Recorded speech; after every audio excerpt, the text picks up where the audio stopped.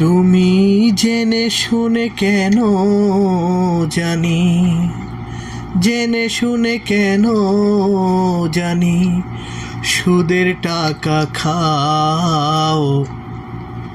সুদের শাস্তি বড় শাস্তি, তা জেনে নাও তুমি। সুদের শাস্তি কেমন শাস্তি, তা জেনে নাও।